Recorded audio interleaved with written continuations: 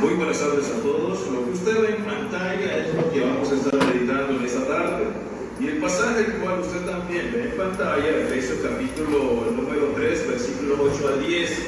Vamos a estar analizando en esta tarde brevemente, puesto que en este pequeños pasajes, que parecerán pocos, hay una profundidad increíblemente grande en cuanto a la palabra del Señor. Sin embargo, en esta tarde vamos a analizar solo tres aspectos en estos pasajes que usted puede ver en Efesios capítulo 3, versículos 8 al 10.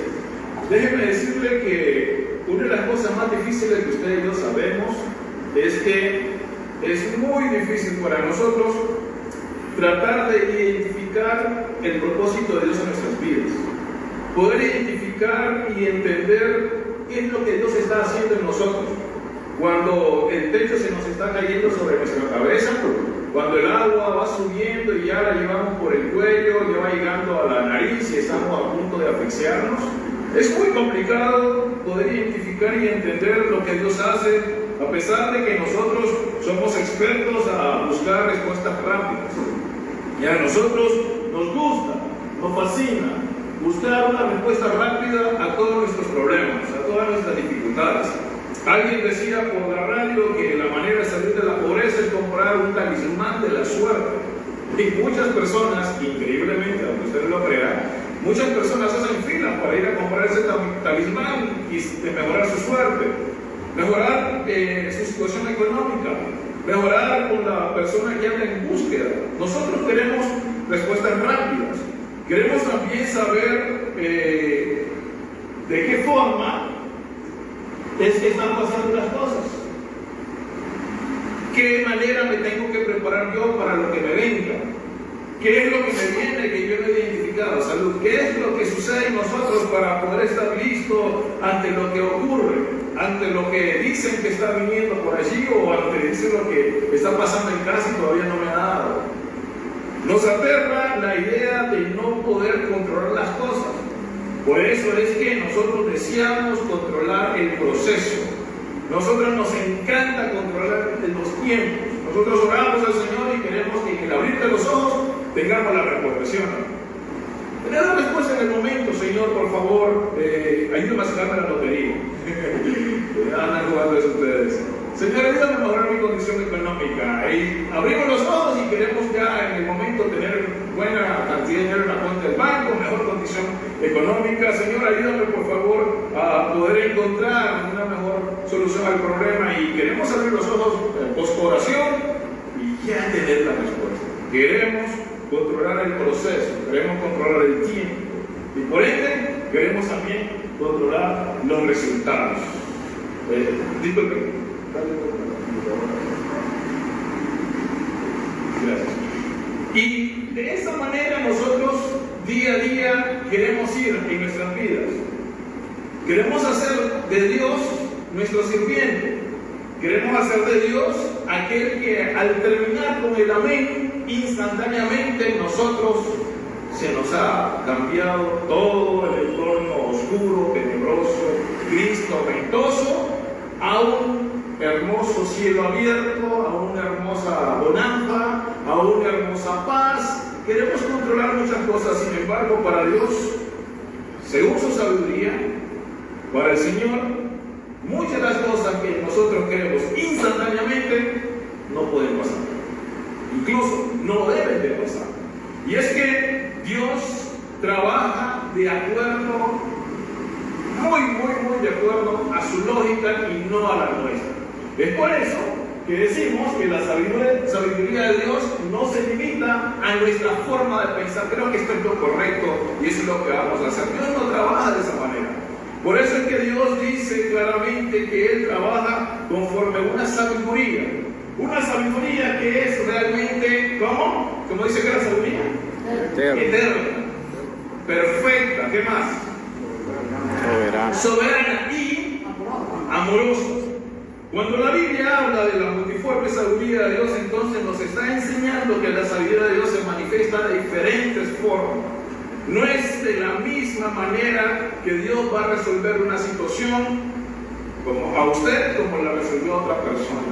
No es el mismo procedimiento que Dios actuó el año pasado que va a actuar este año si se le presentase la misma condición. Dios actúa de diferentes maneras, muchas formas de las cuales Él, su obra, déjeme decirle que su obra, ¿cómo dice? A pesar de tener muchas formas de trabajar, siempre va a cumplir su propósito. A pesar de tener diferentes maneras en las cuales Él va a obrar, su propósito sí o sí se va a cumplir. Con esto entonces queremos decir que aunque queramos una respuesta rápida, no la vamos a tener. Queremos decir que aunque muchas veces la etapa y el proceso dilate, Dios siempre tiene el control. Queremos decir que a veces, aunque se abra una puerta inmediato, va a haber ocasiones en las cuales no se va a abrir. Es más, a veces, aunque se abra una puerta inmediato, va a haber situaciones de las cuales primero prepararán nuestro carácter para que la puerta de los cielos pueda ser abierta. Van a haber ocasiones en que la obra del Señor va a ser visible, pero también va a haber ocasiones en las cuales hay un silencio rotundo del Señor. Van a haber momentos en los que usted y yo vamos a permitir, o Dios nos va a permitir, que pasemos por valles de sombra de muerte antes de llegar a la bella y maravillosa zona de tranquilidad, de bonanza, de paz, al hermoso y delicado pasto en el cual Él nos va a pastorear en tranquilidad y bonanza, antes de llegar a las aguas de reposo. Y aunque no siempre estemos de acuerdo con su método, eso a Él no le interesa. Que usted y yo no estemos de acuerdo con el procedimiento de Él, porque su sabiduría es mejor que la nuestra. Y por lo tanto, al ser mejor que la nuestra, lo que nosotros creamos, lo que nosotros pensamos que debería hacerse de esta manera y no de la otra, Él dice, yo ya vi el final. Yo ya vi el final. Ya vi el fin de la historia por el camino que quieres trazar. Yo ya vi cómo terminas, cómo termina tu familia, cómo termina tu ministerio, cómo termina tu trabajo, cómo termina tu iglesia. Ya sé cómo está el final. Por eso es que ese camino no va a pasar. Dado que la sabiduría de Dios, decíamos anteriormente, es perfecta, es amorosa, dado que su sabiduría, multiforme sabiduría, es perfecta, Él entonces escoge el camino correcto. Él escoge el camino perfecto del cual, aunque pasemos las dudas y las penurias, Dios en el final dice, es un camino de paz, es un camino de tranquilidad, es un camino de prosperidad. Lo que usted ve en pantalla son diferentes ejemplos que usted puede encontrar en las Sagradas Escrituras si dedica tiempo a leerlas. Lo que usted ve en pantalla son grandes escenas bíblicas. Por ejemplo, usted puede observar a un José en medio del sufrimiento, encarcelado injustamente. Puedes encontrar a un Moisés frente al mar, en un tiempo en el cual frente a ellos estaba el mar y detrás estaba el ejército de Faraón, listo para asesinarlos, destruirlos y esclavizarlos nuevamente. Podemos encontrar con Abraham, un hombre muy mayor, con un cónyuge muy mayor, esperando una promesa que su generación iba a ser grande como la arena del mar y como las estrellas de los cielos. Encontramos a un hombre también en el cual se enfrenta a alguien superior a él. Encontramos a un David enfrentándose a Goliat. Y también encontramos a Jesús en un madero. Y por supuesto, encontramos a la iglesia anunciando la gloria de Dios al mundo. Escenas diferentes, momentos angustiantes, momentos de zozobra, momentos en los cuales cualquiera podría quebrarse y decir, esto pesa y no lo quiero llevar más. Esto duele y no puedo llevarlo más. Y mira que nos faltó a Job. Y mira el dolor y la angustia de Job. Y sumemos todos estos. ¿Acaso no hemos vivido tiempos así nosotros? ¿Acaso no nos ha tocado un momento en el cual el proceso ha sido muy duro y que incluso hemos dicho, Señor, ¿por qué a mí? Si yo te sirvo, si yo te canto, si yo trato de resguardar la santidad, Señor, ¿dónde estás? ¿Por qué me has abandonado? ¿Acaso no hemos tenido procesos en los cuales no tenemos respuestas a las preguntas? ¿No hemos tenido situaciones en las que angustia toca la puerta de nuestra casa, entra y no se quiere ir. ¿Acaso no hemos tenido noches en las que por mucha medicina que tomemos en la mañana no despertamos descansados? Sí hemos tenido.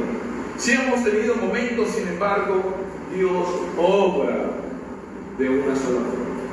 ¿Dios obra de una sola forma? No, Dios obra de muchas maneras, no de una sola forma, no de la forma que estamos esperando nosotros, porque ciertamente, recalco, Él tiene mejores decisiones que nosotros. Es por ello, entonces, que vamos a pensar y vamos a analizar tres verdades del pasaje de Efesios capítulo 3, versículos 8 a 10. Y la primera verdad, como dice, la sabiduría de Dios obra cuando no entendemos, ¿qué cosa? El proceso. Mira, Génesis capítulo número 50, Génesis capítulo 50, versículo 20. Busca tu Biblia, que no todos vamos a proyectar acá. Mira lo que dice Génesis capítulo 50, versículo 20. Allí encontramos a un hombre que pasó dificultades, angustias, aflicciones, dolor, traición. Dirían, ese está más salado que mandado. Pasó de todo. Sin embargo, en el final de su historia, en el final de lo que podemos encontrar en las Sagradas Escrituras, Él dice a aquellos que le hicieron pasar toda esa aflicción, que él en un momento consideró que hicieron eso, son mi familia, son mis hermanos. ¿Por qué me metieron en un pozo? ¿Por qué me metieron para ser esclavo? ¿Por qué estoy acá si yo debería estar en mi casa con mi padre en un lugar seguro? Dice José en capítulo 50, versículo 20 de Génesis: vosotros pensasteis mal contra mí, mas Dios lo encaminó a bien. Recordando todo lo que pasó a José, recordando todo lo que implicó el proceso para llegar a ser el segundo al mando del imperio de ese tiempo más fuerte, Egipto. Después de Faraón seguía José.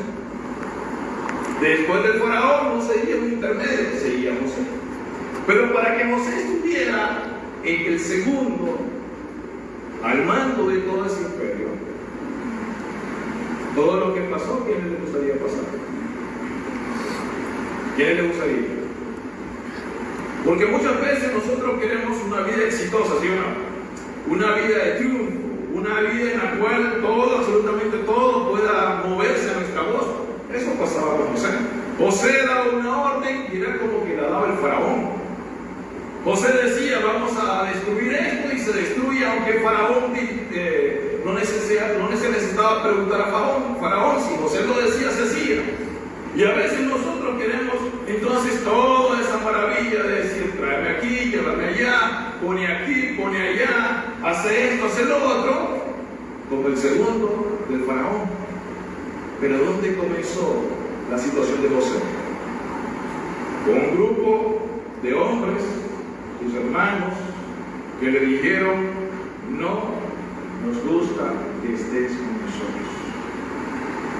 Un hombre en el cual recibió la estocada más difícil, la traición, el odio de su familia. Todos sabemos que las personas no nos pueden querer, pero que ya no nos quieran nuestros padres, que ya no nos quieran nuestros hermanos, el asunto duele más.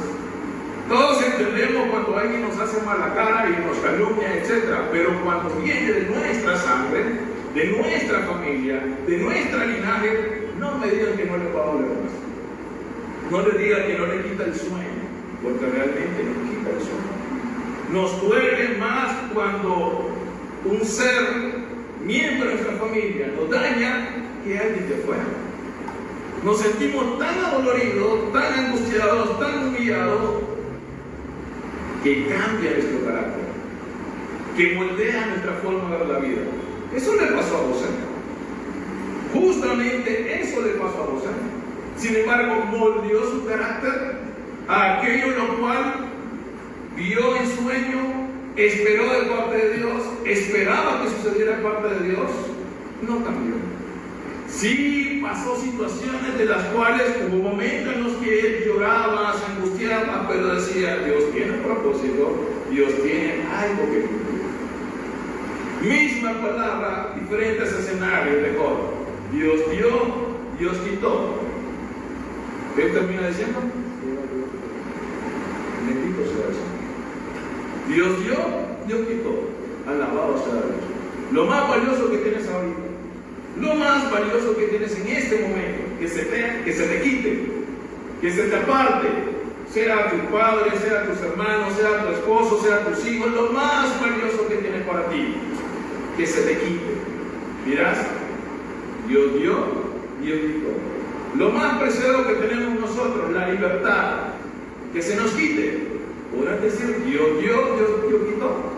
Porque José, déjame decirte, que podía haber dicho, Dios dio, Dios quitó y no me va a volver a dar.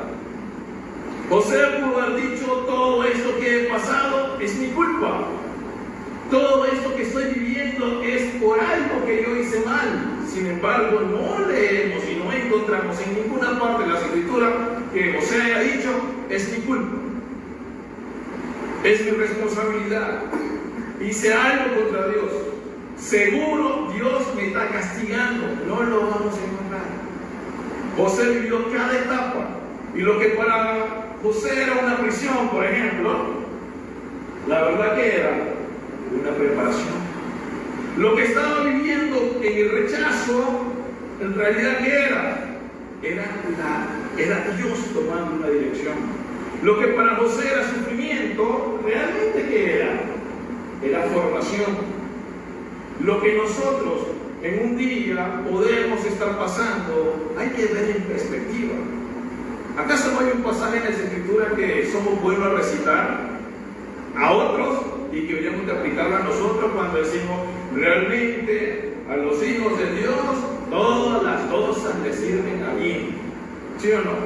Amén. Se lo recitamos a otro que viene llorando, afligido, y cuando nos toca, se lo decimos a aquel que está en situaciones muy vulnerables, y cuando nos toca, podemos decirle realmente Dios, todas las cosas que me pasen sirven a bien. Porque si logramos decir esto, realmente entonces podemos decir igual que José, Dios lo encaminó a bien. Dios lo hizo para tener un mejor futuro, un mejor fin de la historia. Dios realmente lo hizo para que toda la maldad que mis hermanos me hicieron, Dios realmente lo hizo para entender que Él siempre tiene el control de todo. Dios realmente, aunque hubo muchas lágrimas corriendo en mi rostro, Dios nunca soltó su propósito para conmigo en aquel sueño que me hizo ver, en aquel sueño que compartí con mis padres, en aquel sueño que compartí con mis hermanos, en aquel hermoso y glorioso futuro que Dios había dicho que iba a suceder. Aunque la injusticia tocó la puerta de José y toca nuestra puerta, Dios no solamente nos alienta, sino también nos sostiene. Porque Dios tiene un propósito para todo. Y necesito que puedan entender esto. Porque a medida que entendamos esto, vamos a entender que Dios nunca está sentado. Vamos a entender que Dios nunca está cansado de escucharnos. Dios nunca está cansado de tener tantos hijos y entonces escucha a uno y no escucha a otro. Dios siempre escucha a todos. Dios siempre está activo. Dios siempre está obrando. ¿Por qué? Porque la sabiduría de Dios trasciende nuestra mente. Y lo que nosotros consideramos como buenos pensamientos, Dios dice, mis pensamientos no son tus pensamientos. Si piensas que me he cansado y que me he rendido contigo, no me he cansado y no me he rendido contigo, aquí estoy. Si piensan que te he abandonado, dicen, no, yo no te he abandonado. Yo aquí sigo presente, solamente enfócate en mí. Dios está diciendo, mis caminos no son tus caminos. Por eso cuando vas por un peregrinar equivocado, yo no puedo ir contigo. Por eso cuando te evitas vivir sabiamente, según la sabiduría que viene de lo alto, yo no puedo acompañarte. Sin embargo, no significa que me he olvidado de ti. Claro que te tengo presente. Claro que estoy al igual del Padre todas las mañanas esperando con los brazos abiertos que regreses, mi querido pródigo. Claro que estoy constantemente diciéndote, hijo mío mayor, por favor, regocíjate con aquel que regresa, porque hay fiestas en los cielos, porque ha regresado, antes estaba muerto y hoy está vivo. Dios dice, mi mente, mi sabiduría trasciende a todo lo que puedes comprender, trasciende a todo lo que tú puedes entender. Nosotros vemos el momento, Dios ve el destino, el fin, el futuro. Dios ve la prueba. No, nosotros vemos la prueba. Sin embargo, lo que ve Dios es el propósito en medio de esa prueba. Nosotros observamos el dolor presente, esa herida abierta. Sin embargo, Dios está viendo la gloria futura. ¿Acaso no miraba el Padre las heridas de sus hijos y observaba la bendición que implicaba esas heridas hoy con nosotros? ¿Acaso el Padre no miraba el sufrimiento del Hijo y miraba lo que usted y yo hoy estamos haciendo aquí? No miraba las heridas, miraba su nuevo pueblo. No miraba el dolor, miraba a la simiente de la cual usted y yo vamos a ser recompensados juntamente con Él. ¿Acaso no miraba eso? Cuando entonces veamos otro ejemplo, Moisés estaba frente al Mar Rojo, frente a la espalda de él, estaba el ejército. Había una situación en ese momento el cual tenía que hacer. O se ponía a llorar con el pueblo, luego regresaba con el pueblo a dejarse hacer esclavizar, o decía, Dios, estamos en tus manos. Padre, haz con nosotros conforme a tu voluntad. ¿Y cuál fue la voluntad del Padre? ¿Cuál fue la voluntad de Dios? Hacer aquello que para el hombre es imposible, sin embargo para Dios siempre. Y todo aquello que nosotros consideramos imposible, para Él siempre será posible. Abre el mar rojo, abre el mar para que pase a su pueblo seguro, a salvo. Abre el mar para que el ejército no los aprese. Abre el mar para no regresar a la esclavitud. Y hace lo que usted y yo a veces leemos, pero no vemos el final de la historia. No vemos la profundidad de su palabra, no vemos lo maravilloso de ese momento, de ese ejemplo, de eso que hoy podemos leer en un libro, en una hoja de papel o en digital. Dios sostiene y abre camino donde no lo hay y sella destinos. Es posible que en ese momento haya quienes se sienten sin camino, se encuentran, según ellos, sin salidas, sin respuesta. Llevo tiempo orando por lo mismo, pero siempre hay un silencio del Señor. Es posible que haya alguien que vive con miedo constante. Es posible que haya alguien que vive en angustia, que se pregunta, ¿hasta cuándo? Ya llevo pasando esto un mes, 2 meses, 1 año, ¿hasta cuándo estaré sano? Decía la mujer del flujo de sangre. Posiblemente alguien acá está pasando lo mismo y está diciendo el Señor, ¿hasta cuándo vas a esperar? Si sabes que estoy acá para ti, ven conmigo. ¿Hasta cuándo nosotros seguiremos diciendo, me gustaría estar en el lugar de José, pero en el final de la historia, no en el proceso? Me gustaría estar así en ese momento en que ya todo es una bonanza, pero es que la vida no es así. Ay, es que no es así. A veces nos toca llorar, nos toca sufrir, pero por eso no significa que a ese abandono que sentimos debemos de llamarle entonces aquello en lo cual no es preparación, porque ciertamente es preparación. Aquello en lo cual tú llamas retraso, simplemente es parte del proceso de la vida perfecta que Dios tiene ahí registrado. Hoy va a pasar esto. 2 meses, 3 meses, 1 año, 5 años, 6 años. O hasta el final de sus días. No llame derrota a lo que puede ser el escenario donde Dios va a glorificarse. El diablo pensaba que había destruido a Jesús, ¿sí o no? Cuando lo vio morir. Y dijo, se acabó, lo vencí, gané. Sinceramente, el pobre era quien había perdido.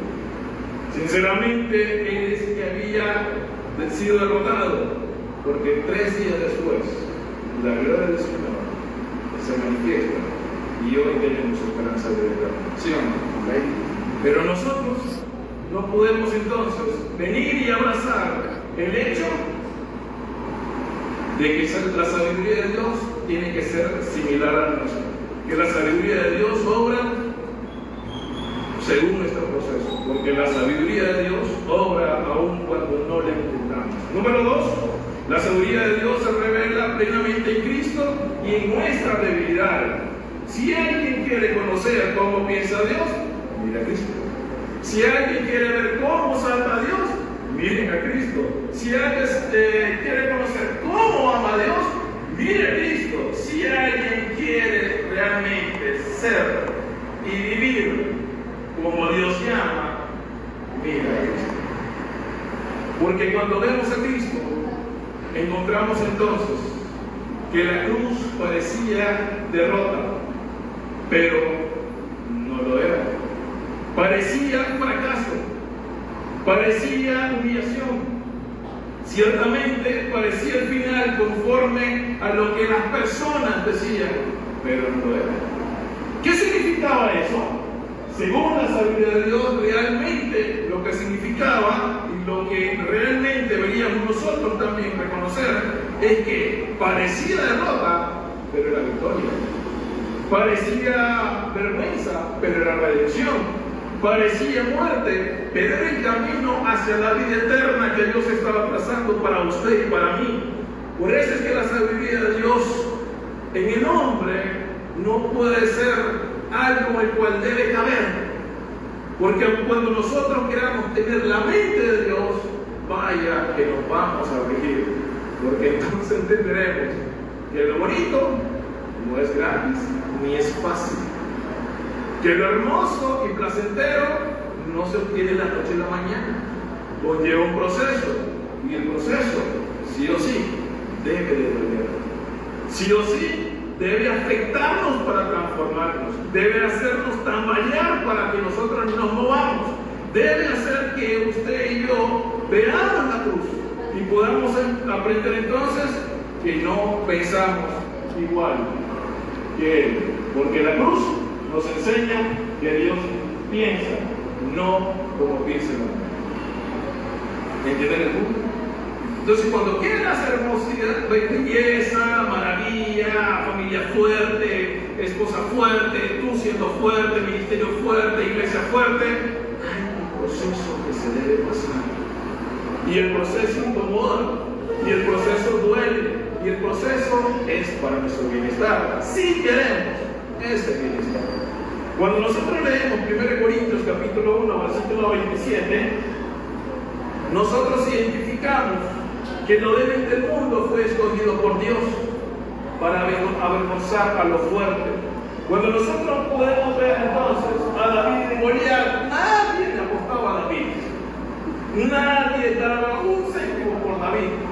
Porque ciertamente la comparación por sí es horrenda. Es completamente desigual.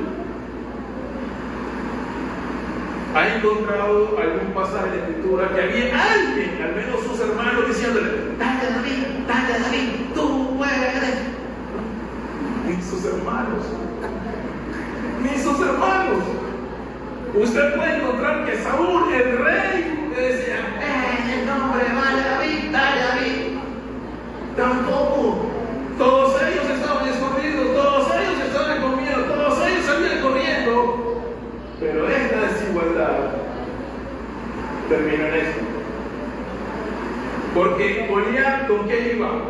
Con escudo, con espada, con lanza, con fuerza, con altura, con experiencia. Pero David iba con la presencia de Dios. ¿Quién ganó? ¿Con quién quieres ir tú? Estoy diciendo que si te vas a preparar, prepárate, pero no abandones la presencia de Dios. Estoy diciendo que a pesar de todas las angustias que estés diciéndole: Señor, ayúdame, socórreme por favor, y Dios te sigue diciendo: bástate mi gracia, no vamos a abandonar las oraciones, no vamos a abandonar el hecho de poder encontrar en el Dios Todopoderoso verdadera felicidad, verdadera protección, verdadero auxilio. Porque tal vez hoy te sientes débil, porque tal vez hoy te sientes insuficiente, porque tal vez hoy te sientes agobiado por ese silencio del Señor que no te responde, porque tal vez te sientes sin fuerza y cansado y quieres tirar la toalla y ya estás a punto de que ya no aguanto más. Por eso es que estás hoy aquí y Dios está diciendo: tu debilidad no cancela el propósito que tengo contigo. ¿Sabes? La fragilidad que tú tienes no detiene la gloria que quiero manifestar, mi gloria que quiero manifestar a través de ti. Quiero que entiendas que tu limitación no impide que Dios haga maravillas. Al contrario, cuando la limitación es entendible por nosotros, buscamos a aquel que nos puede socorrer para dejar de ser débil en aquello y hacernos fuertes. Para bendecir no solamente a nuestro entorno, sino donde lleguemos. Porque a veces solo queremos bendecir a nuestras familias, a nuestro ministerio, y no a la iglesia, y no a las iglesias. Queremos estar entre cuatro paredes cuando Dios nos dijo: tiene que salir. Los discípulos querían estar en cuatro paredes, y Dios les mandó persecución. ¿Qué necesitas para levantarse de esa silla y estar reunido para servir al Señor aquí, varones? ¿Qué necesitan, damas, para levantarse de la silla y reunirse en los programas que tienen las damas? ¿Qué necesitan, jóvenes, para poder dejar de estar distraídos y enfocarse en el Señor? Porque si necesitas una persecución, pues tranquilo, Dios te la va a dar. A veces Dios nos quita aquello en lo cual decimos nosotros: no, Señor, es que ahorita no puedo, es que tengo que cuidar a mis padres. Yo sé que algunos quieren decir que tengo que cuidar a mi suegra, pero no se puede. Hay situaciones que nosotros decimos: ¿qué pasa esto? Por eso no lo haga. Dios se va a encargar. Y Dios va a hacer entonces que dicha situación pueda cambiar para levantarte donde estás. Por último, la sabiduría de Dios se manifiesta por medio de la iglesia. Es increíblemente raro en algún concierto escucharle que el mundo va a salvar a la iglesia, y no la iglesia va a salvar al mundo. Es raro escucharlo. ¿Ha escuchado usted alguna vez un cristiano que diga: no, el mundo va a salvar a la iglesia?